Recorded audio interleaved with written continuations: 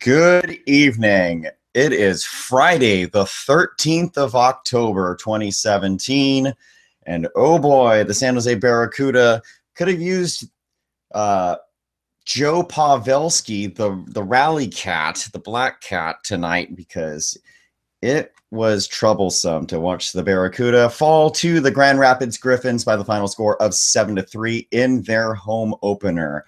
I am at Kevin Lacey 22, flying solo this evening, and oh boy, we're really in trouble now. So if you would like to help contribute to the show tonight, because we all know I need the help, be a part of the show by tweeting us at TealTownUSA. Use the hashtag TealTownUSA.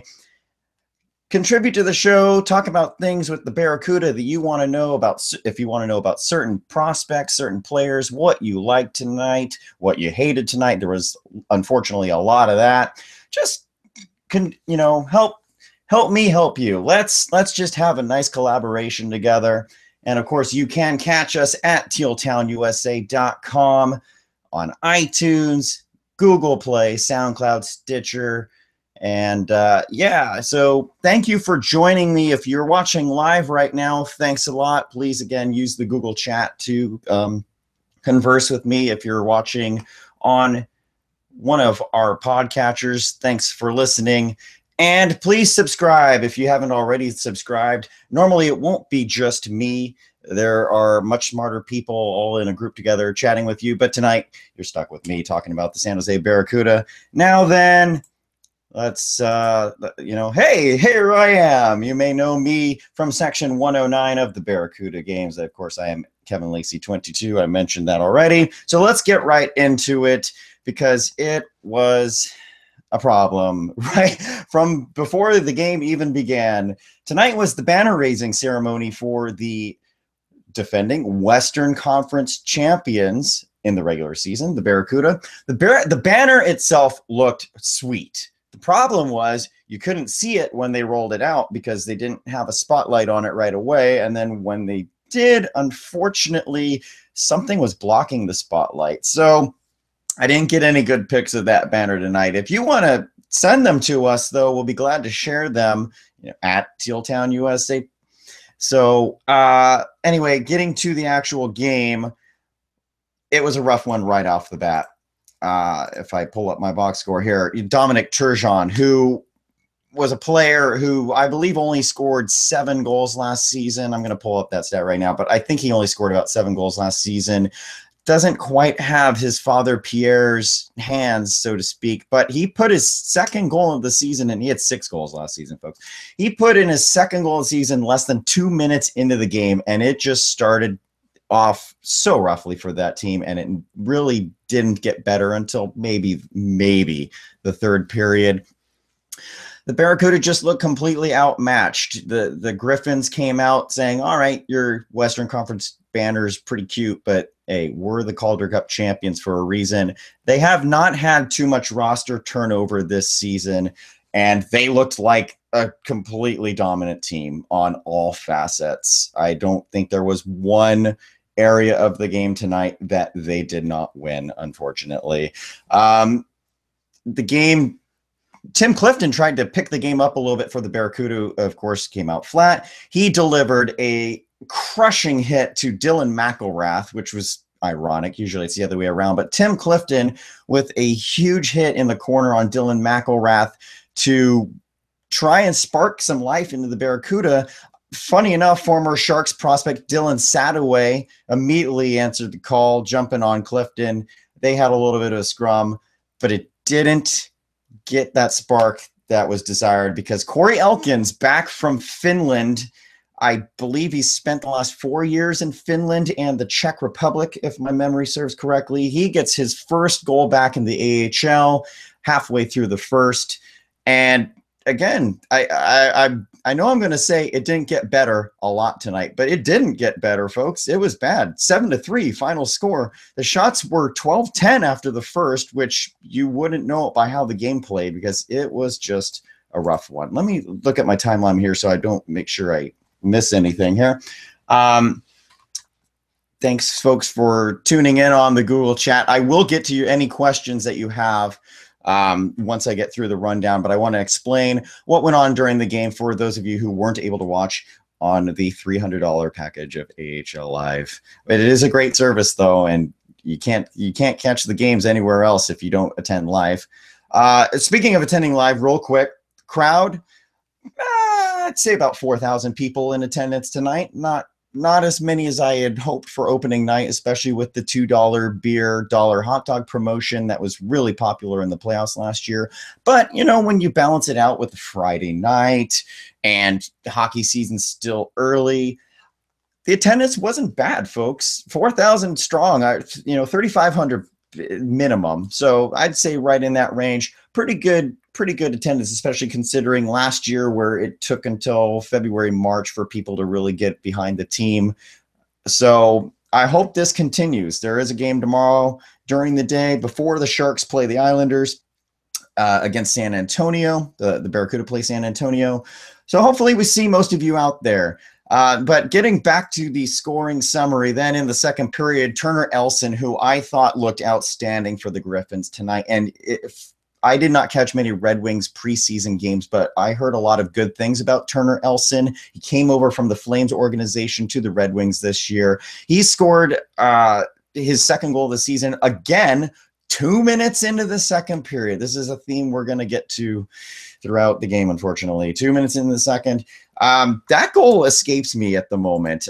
If I recall, that is the goal that was banked in off Elson driving the net with a Barracuda defenseman.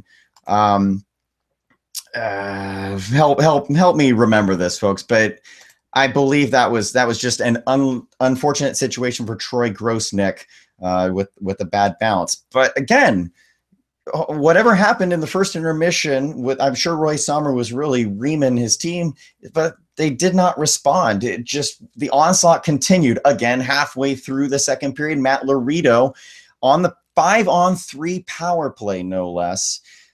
He scored a pretty harmless shot from the blue line. What had happened going up towards that was Manny Viederer was absolutely crushed by a hit by Griffins defenseman Dan Renouf. Open ice right at center. I did not see how the play developed right away, but I did see the hit. I couldn't tell if it was a charge. It did not look like he jumped off the ice and hit him. A lot of people were saying he left his feet, which you can't physically do.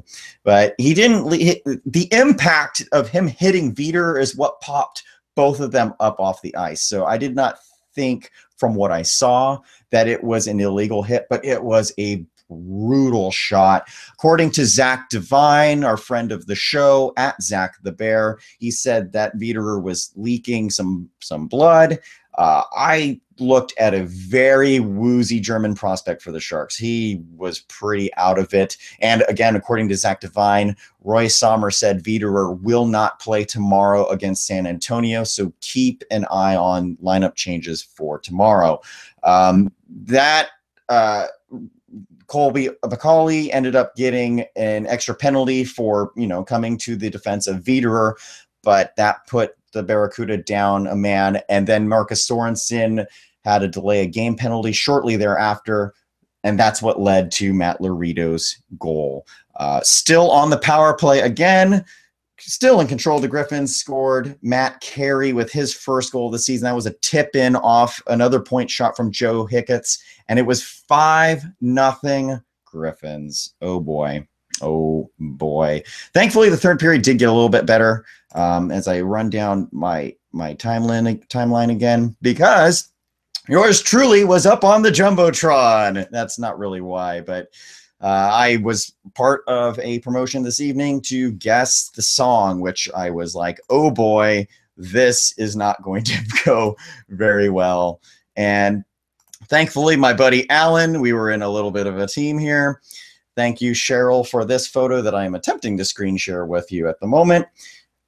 So Alan nailed the songs. Buddy Holly from Weezer, Ice Ice Baby from Vanilla Ice, and Smooth by Santana featuring Rob Thomas. I knew this latter two. The first one, I just completely brain farted, but Alan knew him immediately. So he won us 4 tickets to the bull riding show at the arena next Saturday night. But enough of that promotional endeavor. I'll just take claim and say, hey, I am the one who sparked a nice third period from the Barracuda, but still it wasn't really that nice because they gave up 2 more goals. Dominic Sturgeon, we mentioned him scoring early in the first. He also scored early in the third, his second goal of the game, third of the season. Now, at halfway to his goal total from all of last season, he scored less than 5 minutes in on a just kind of a play. There wasn't much to it, really. Unfortunately, that was much of the Barracuda's game, as I mentioned. I know I'm repeating myself a lot, but again, I'm solo, folks. Bear with me, I swear. Brandon Mashinter, my boy Smash, got the Barracuda finally on the board with his first goal back in Teal. First time as a Barracuda. He used to be on the Worcester Sharks and briefly on the San Jose Sharks. That was a nice play. Jeremy Waugh and Alexander True both get their first professional points, assisting on the goal. Jeremy Waugh in his first professional game this evening.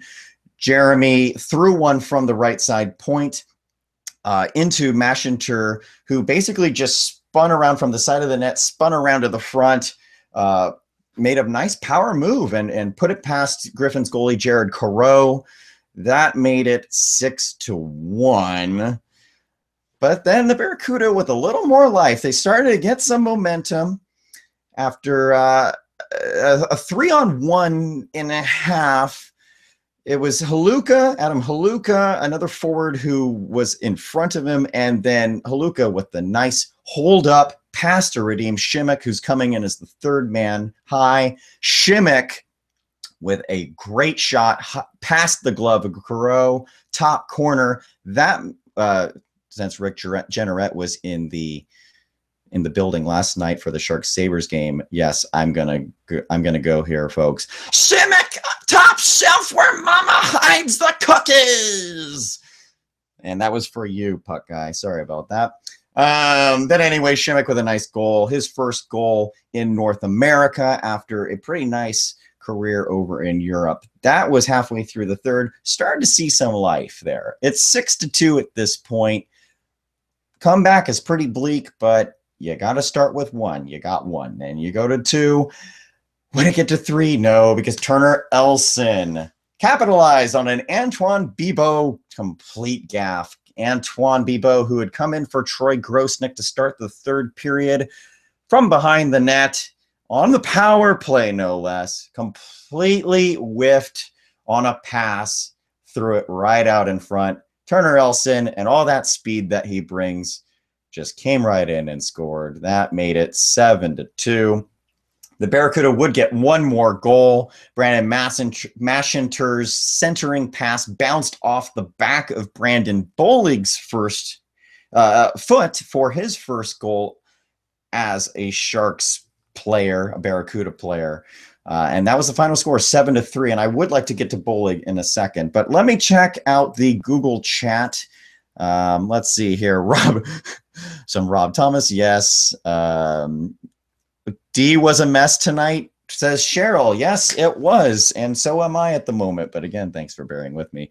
What do I think of Troy Grosnick? I'm going to get to that in a moment. The D was a mess tonight, actually.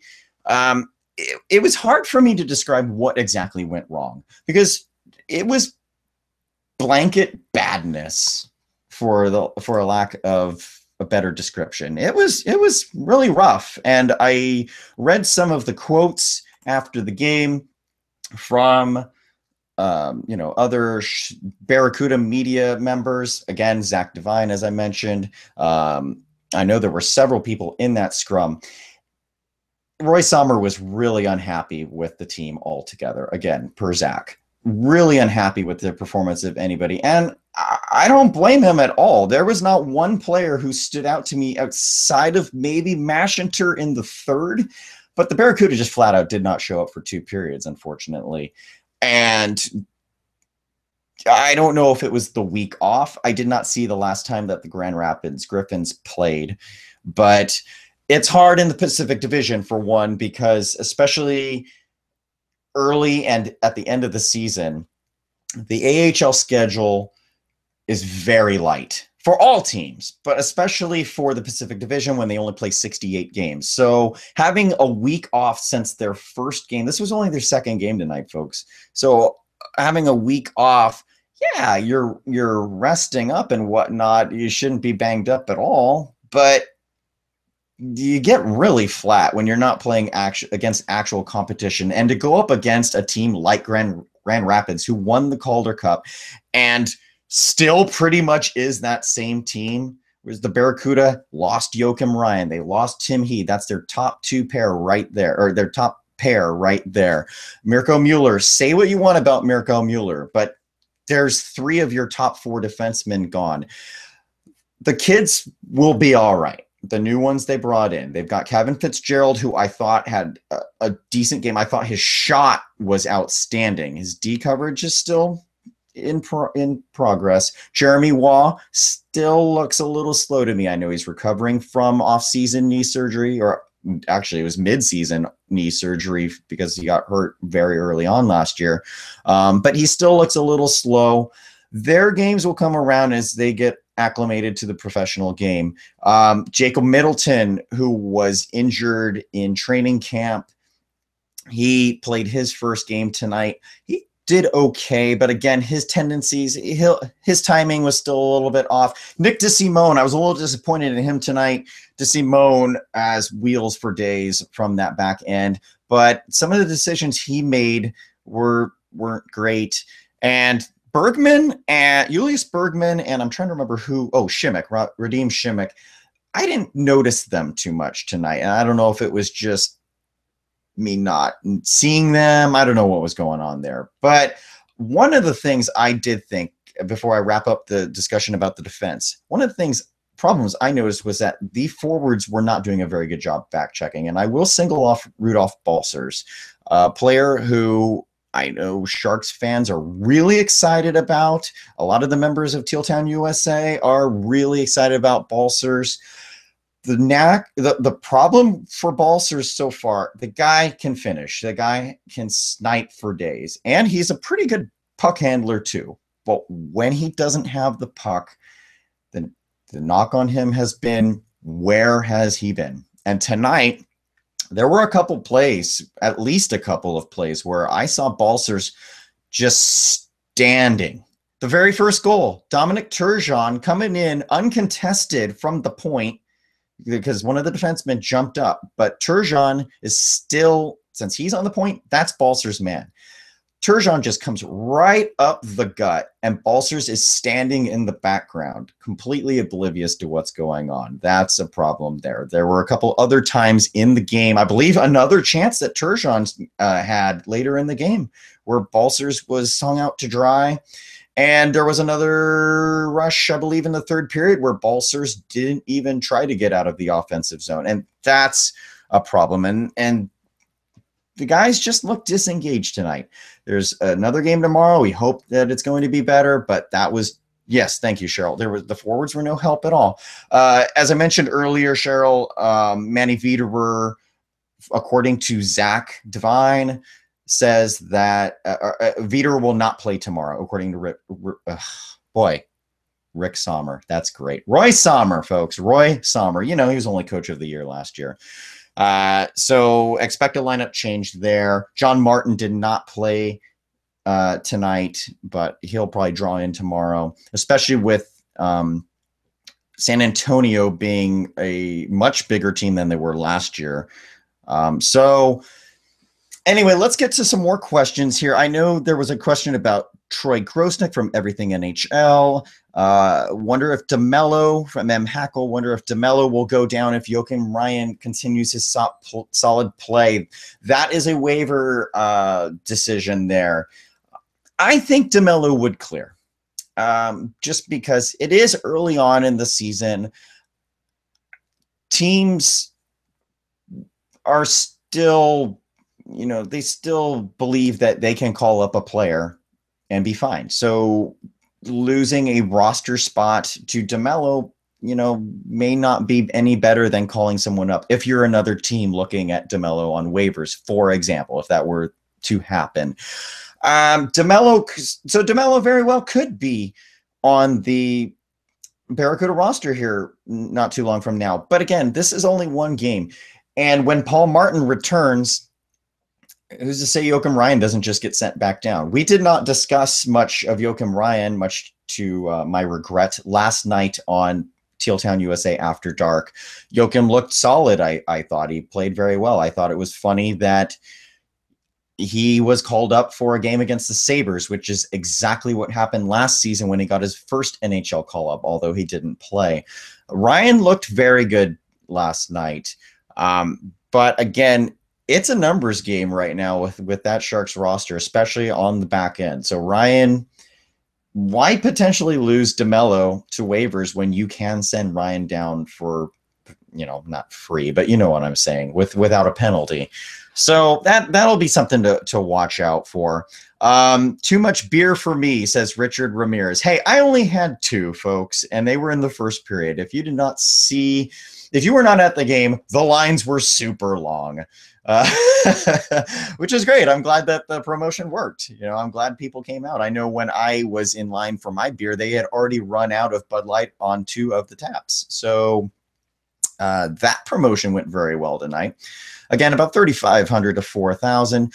Timo Meier being back with the Barracuda, according to everything NHL. Well, he scored last night, so that was something. It's very well possible. The kid is 21 years old, so Meier still has room to grow, and whether that's at the AHL level or the NHL level remains to be seen. Obviously, you hope it's at the NHL level. That means things are going right. If Meier were to be sent down, it would be for one of 2 things. One would be his game has gone to utter crap, and I hope that doesn't happen. Or the other thing is the Sharks make a trade that I'm not seeing happening anytime soon, but the Sharks were to acquire some kind of forward that would reduce Meier's ice time so much that it's just a better situation for him to get the ice time with the Barracuda. So we'll see. We'll see everything NHL. I like where your head is at, but we'll wait here till the end of October before we can really discuss who will be sent up, who will be sent down, and whatnot. But I like the questions so far, guys. Keep them rolling. Brandon Bollig. I wanted to discuss Brandon Bollig for a second. So I mentioned earlier that Dan Renouf lit up Manny Viederer, and boy, that was brutal to watch. Brandon Bollig is on this Barracuda team to be the enforcer. He's not in the same kind of enforcer role as Alex Gallant for certain, and not Zach Stortini either, who were on the team respectively each of the last 2 years. The problem is, so Bollig has a little more talent than that. I know everyone dogs the 4th liners, but Bollig can play. Bollig could play on the Blackhawks. I know it was the Blackhawks, but he won a Stanley Cup with the Blackhawks. They're not going to have some schlub on their team if he can't play. Bollig can play. But my problem is you have Brandon Maschinter and Brandon Bollig. I like Maschinter's skill set a little bit better. It's personal bias. But both of those guys are on there to enforce the game. And when you see Dan Renouf kill one of your prospects who's only played a couple of games professionally, and an undersized forward at that, where was the response tonight? And that's where I say the Barracuda were completely disengaged. When Renouf came out of the penalty box, Adam Haluka tried to go for a hit, and he didn't really get much of it. He tried for 1 hit.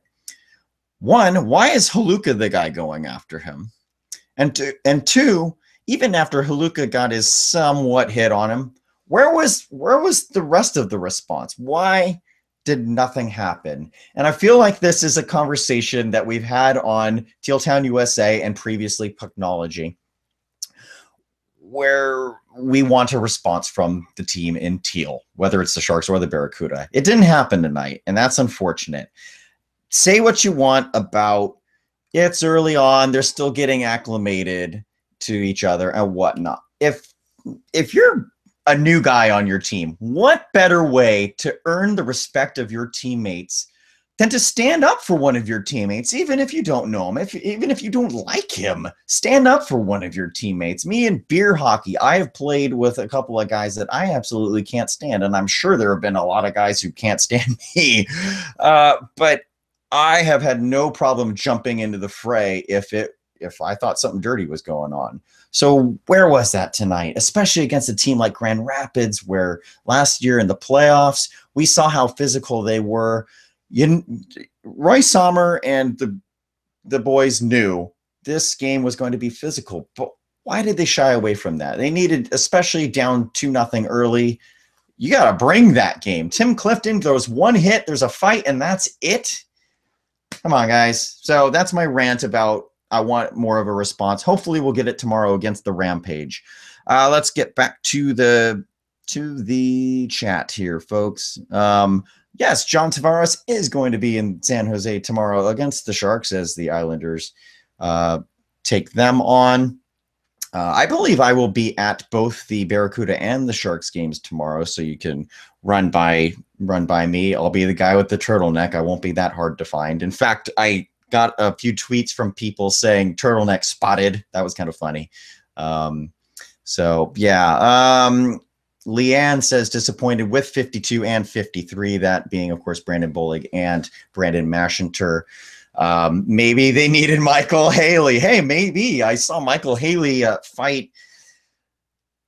Who did he fight? I saw him fight someone for the Panthers the other night, and it was actually really amusing. This is side tangent, folks, but it was very amusing because whoever it was he was fighting started to talk smack. Might have been Jake Dotchin of the Lightning, actually. Started to talk smack to Haley in the middle of the fight, and Haley just, boom, right in the teeth. And he went down. So that was pretty funny. Everything NHL says he's got a Sharks turtleneck for if I want it. I appreciate that, but coming soon to a vodcast near you, I also now have a Sharks turtleneck. I have acquired that thanks to Puck Guy in the off season. So check that out. Again, thank you for listening to me ramble this evening. This is an impromptu show. I am often on another Barracuda and Sharks podcast and vodcast. I'll plug that because, hey, I'm here. But that's Teal Tinted Glasses. We were going to do that tonight, but things just didn't work out with the other members of the show. So here I am this evening flying solo on Teal Town, USA After Dark. Thank you once again for joining us. And again, I'm going to just throw up these little graphics here. Please subscribe to us. You can always contribute, interact or finteract with the show, as Puck Guy likes to say, at Teal Town USA on all major social media platforms. You can also use the hashtag Teal Town USA. And of course, tealtownusa.com. We've got a lot of great content, great articles. One of these days, I might start writing again, folks. That's something I've been harping on myself about. But if you want to go back and watch any of the shows, say you want to watch Teal Town USA After Dark from last night, for example, against the Sabres, you can catch that on iTunes, Google Play, SoundCloud, Stitcher. You can watch it on YouTube. It's a lot of fun. We appreciate the viewership, so please subscribe and check us out from time to time. Check out the Twitter, check out everything here. Now let's focus away from the game here, and let's get Sleepy Mofo. Hashtag instead of we are all Kevin. Hashtag is we are all disappointed tonight. I appreciate that.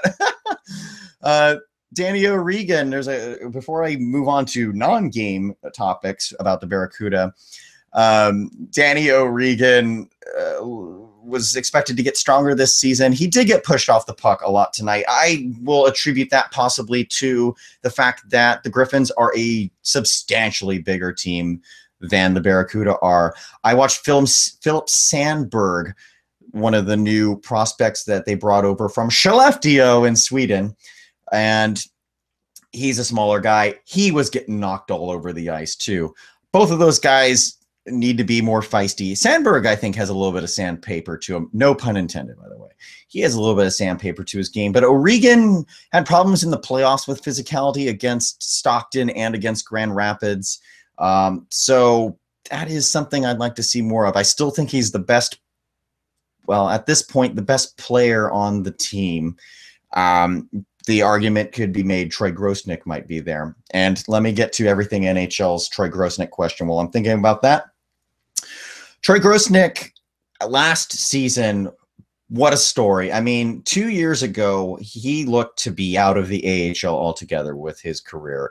He was floundering. It was bad. And he really focused on off-season fundamentals the previous off-season. And it was night and day for him. He still gets a little scrambly at times.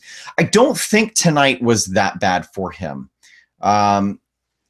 A lot of it was the D. As I mentioned, the back-checking forwards, that was a problem too. But the one thing that is a little bit worrisome, and I'm going to attempt to pull up, there's something I need to pull up here, so bear with me. But Troy Grosnick, as far as his NHL prospects go, he's a little too old, I think, to be in the NHL. Not to say it doesn't happen, Scott Darling, but Troy Grosnick, I think, is an elite AHL goalie. But he's at this stage of his career where you see it a lot with AHL forwards, for example. And I'm going to throw this name, throwing it back, Darren Haydar. One of the all-time AHL leading scorers, amazing player in the AHL, gotten many opportunities in the NHL. The only team I can think of at the moment is Atlanta, but I know he played for other teams. But he never quite stuck. Part of that was because of his size, but he never quite stuck. There are players who top out at being elite AHL players. And I think Troy Grosnick is one of those guys. And so far this season, again, not hanging the hat on him, but that's 9 goals in less than 2 games for him so far against this season. So we need to see a better performance out of him.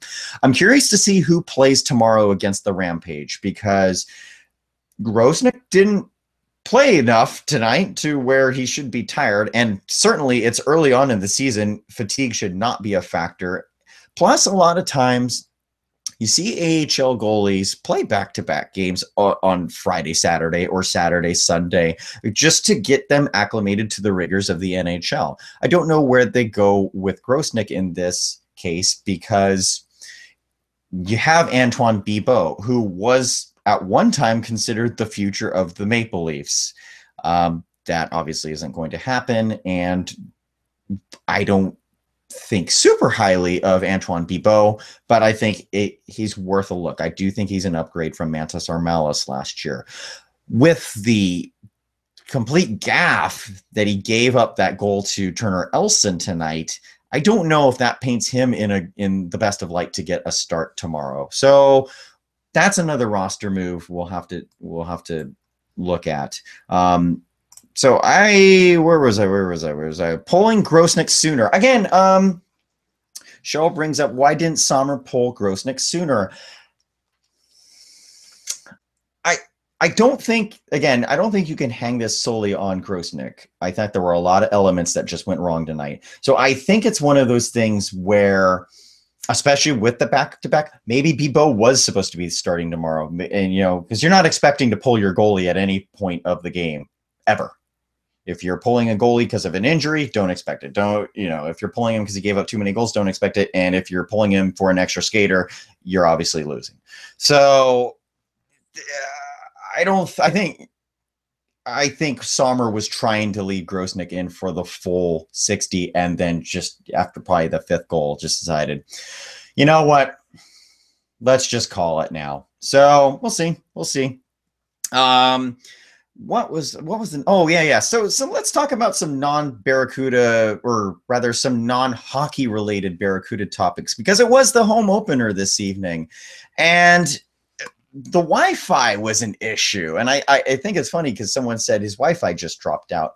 The Wi-Fi was an issue at the arena tonight, and apparently I didn't notice it opening night at the Sharks game, but the Wi-Fi you now have to log in basically to use the Wi-Fi, whereas before it was just click to connect and would you like to enter a contest? So now you have to apparently use your full address and name and phone number and everything in order to connect. And even when I did that, it dropped, I think, 3 times before finally I was able to connect without entering any of that info. So I don't know what's going on with the Wi-Fi, folks. I saw some comments on Facebook from fans, and I guess we'll just wait and see. The big thing I wanted to discuss tonight is that we have a new host in the arena for the Barracuda games. And her name is Tanya, and I need to pull up the right thing. So what exactly happened with Miss Kaylee Krish? Well, first we know that John Root is now fully doing the Sharks, and congratulations, John. I don't think I've actually publicly said it yet. John, well done, well deserved.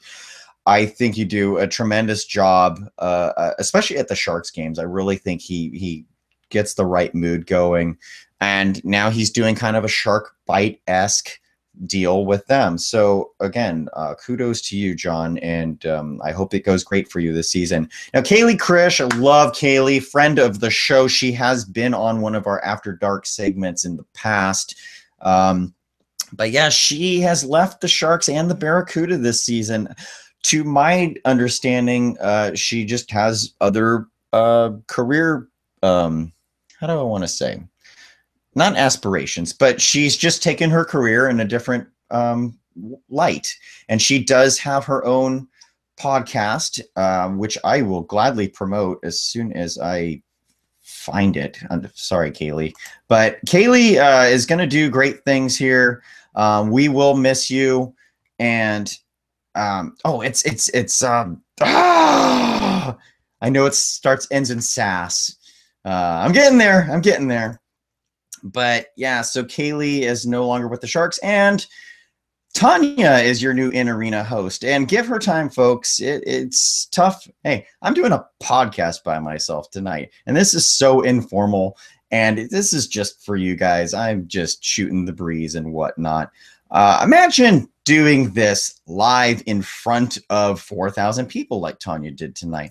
It was a little bit rough on the edges, sure, but that's to be expected. And she'll get in the swing of things. When I did the promotion tonight, the Guess the Song contest, she had to run all the way from one corner of the arena to the complete opposite corner of the arena, and then immediately jumped into the promo. So that takes a lot of energy, a lot of focus, and I thought she did a pretty good job. And let's not write her off just yet, folks, because she'll be fine. She'll be fine. So, and then the other thing that happened tonight was the upper bowl finally really is closed off for the Barracuda games. And that has been discussed for the Barracuda for the last 2 seasons. 2 seasons ago, they did not enforce it whatsoever. People were able to sit in the upper bowl just fine and whatnot. Last year, they curtained everything off except for the front 5 rows. But they still let people sit at center ice in the upper bowl. They didn't really enforce kicking people out or anything. Tonight, the arena staff was in full force kicking out whoever was sitting up in the upper bowl. So if you're planning to attend a Barracuda game, which I hope you are, and you usually do sit in the upper bowl for these games, you are not going to be able to this season outright. Even though those first 5 rows still are not curtained off, they will not let you sit up there. So I'm just letting you know right now. And Kaylee, your podcast is called Sideline Sass, so check her out. It's all things sports with Kaylee and Emily, and yes, it's awesome. I'm so sorry I blanked on the name of the show. But again, John and Kaylee are doing great things. All right, let's get back to the chat now. Fact or fiction? Rob Amon always driving this horse, and it's always a subject with the American Hockey League. Rob Amon, do the Barracuda move in 2019? I'm going to say no. At least not to San Francisco, as you asked. The Barracuda are in a nice situation, and we brought this up last season, but if you're new to the show, and again, please subscribe if you are. If you're new to the show, we've discussed ad nauseum about the longevity of the Barracuda here, and it is such a cost saver to have your American Hockey League team in the same city, literally across the hallway from your NHL team, because if you need to call up a guy like Joachim Ryan, all right, 5 feet that way, kid. See ya. So yeah, there's still a lot of travel costs in the AHL. And yeah, they're owned by their NHL team, which in theory says, well, they've got all the NHL's money. But that's not the case, because there's things called budgets, folks. And the AHL budgets are not high. So if the Barracuda were to move, they would need to move very nearby at this point, because I'm sure the Sharks organization has grown accustomed to and very much likes having their farm team in close proximity. If they were to move, maybe Sacramento is an option, maybe Fresno is an option, although I still my understanding that the owners of both arenas want nothing to do with hockey in Fresno. San Francisco getting the new Warriors arena, I don't see it, because it didn't work for the Bulls, the San Francisco Bulls, the ECHL team. Two things there. One, it's the ECHL, and it's, if you think the AHL is not on par with the NHL, the ECHL definitely isn't. It's still, a prevalent league, but it's not there. And then the other thing, of course, with the Bulls was the fact that you had to go to Daly City, and it was a disaster trying to get to the Cow Palace. Might be different with the Warriors Arena. I don't know. But San Francisco has now had two hockey teams, men's professional ice hockey teams, and they have both failed at a combined 3.5 years. So if the Barracuda were to move to San Francisco, that would be a very high-risk situation that I think is completely unnecessary. So yeah, exactly what Sleeping Mofo says. Why would they move to San Francisco? I don't know. I don't know. And I think they're doing fine. I wrote an article. I know, shocking. I did write an article, but a long time ago, I wrote an article about why the Barracuda don't draw fans and why they're shooting themselves in the foot. And I brought up a lot of points about what they're not doing. And I brought up a lot of points about what they need to do. And I think the Barracuda are on the right track with their promotions department. I'd still like to see them do a little bit more as far as ticket promotions, the way the San Jose Giants do. But tonight, having the $2 beers, the dollar hot dogs, lowering the concessions all around throughout the season. The rest of the season, except for those specialty nights, it's $3 beers, $3 hot dogs, if I'm not mistaken. It might be $5 beers, but it's $3 for food. I know that.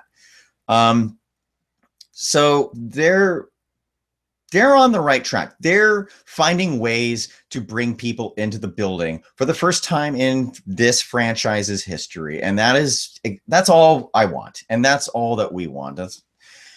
We need fan support, and it started to kick off here late winter, early spring this past season, and I'd like to see it keep moving forward.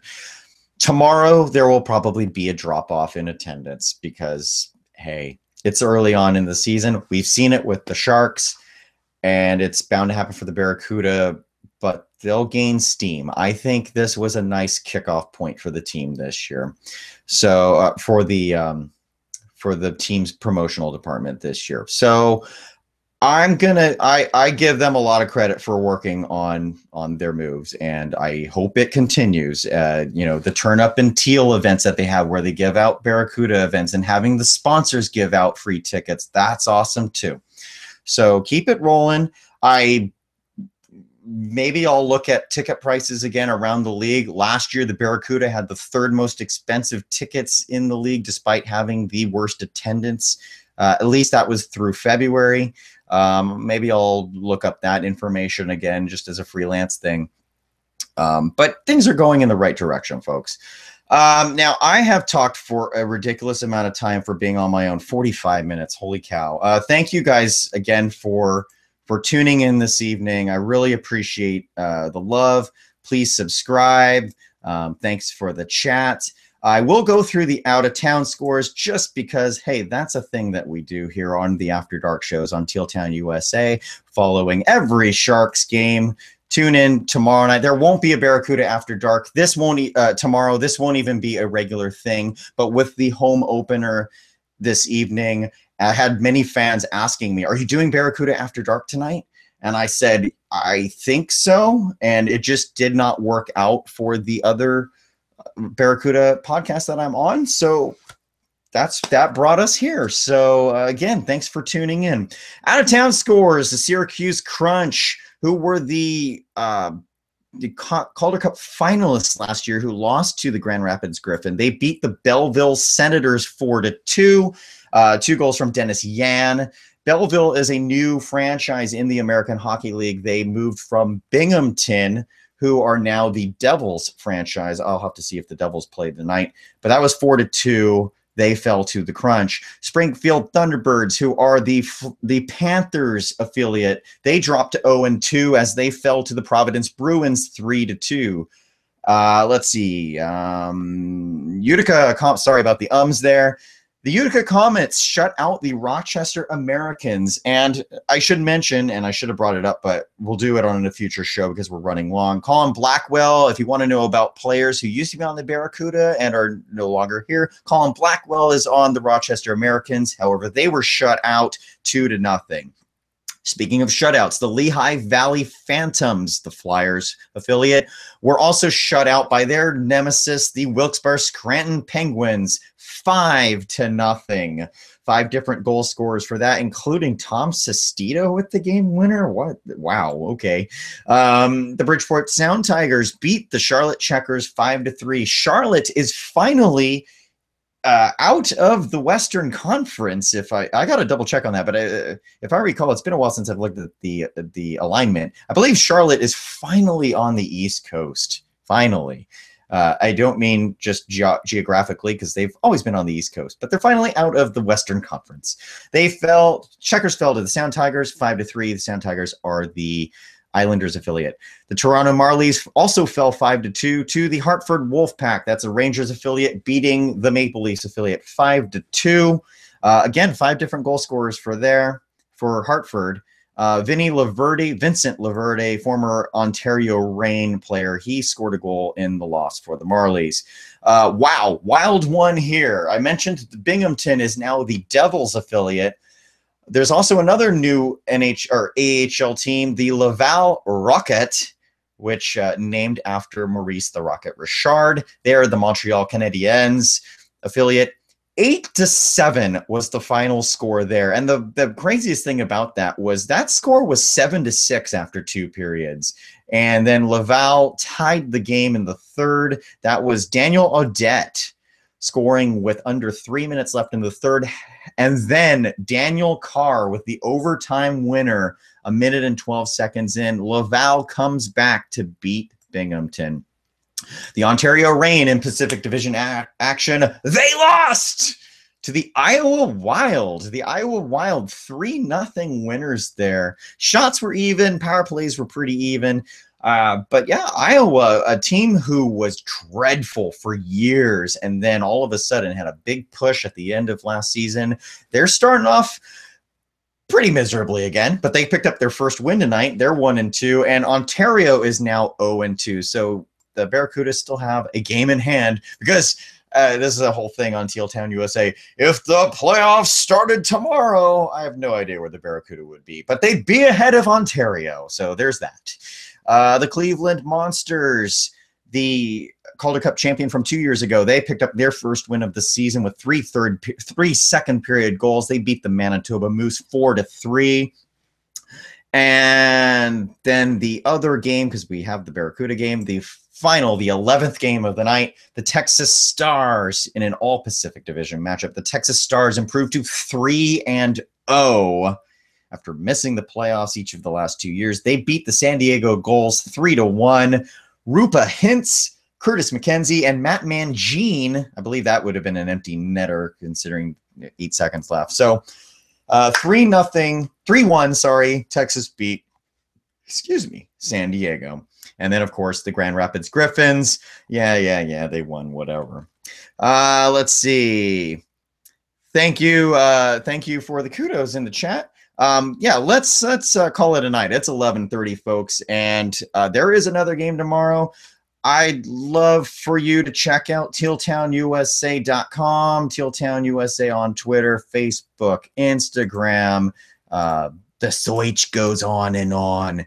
But you can check us out on all your major podcatchers, your major social media outlets.